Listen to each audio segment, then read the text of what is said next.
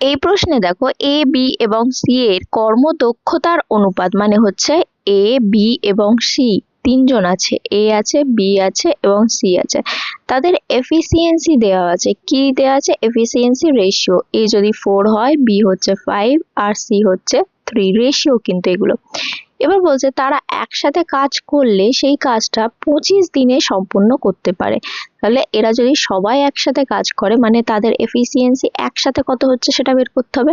4 + 3 9, 9 + 3 কত হচ্ছে 12, মানে এফিসিয়েন্সি ওদের কি হবে একসাথে এ প্লাস বি প্লাস সি, এদের টোটাল এফিসিয়েন্সি হবে 12।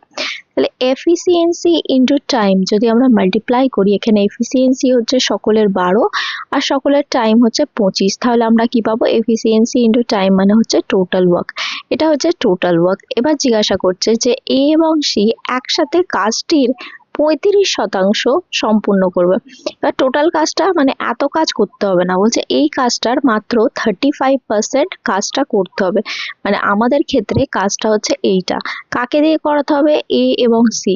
তার মানে এ এবং সি এর এফিসিয়েন্সি যেটা হচ্ছে 7, মানে এরা 7টা কাজ করতে পারবে, এদের এফিসিয়েন্সি একসাথে এটা। এবার যেহেতু টাইম বের করতে বলেছে, যে কাজটা করতে পারবে সেটা হচ্ছে এইটা। কাজকে মানে টোটাল ওয়ার্ককে যদি আমরা এফিসিয়েন্সি দিয়ে ভাগ করি তাহলে আমরা কি পাই? আমরা পাই টাইম। তাহলে এফিসিয়েন্সি এখানে 7, তাহলে এটা দিয়ে ভাগ করলে আমরা কি পাবো? সময় পাবো।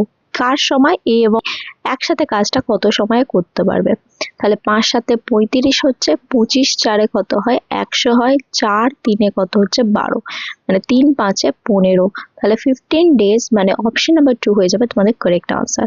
তোমাদের যদি এই ভিডিওর কন্টেন্ট ভালো লেগে থাকে আর এরকম আরো অসাধারণ কন্টেন্ট তোমরা পেতে চাও, তাহলে অবশ্যই লাইক, সাবস্ক্রাইব এবং বন্ধুদের সাথে অনেক অনেক শেয়ার করার রিকোয়েস্ট রইল। দেখা হচ্ছে পরবর্তী ভিডিওতে আরো এরকম অসাধারণ টেকনিক। সঙ্গে থাকো, শিখতে থাকো।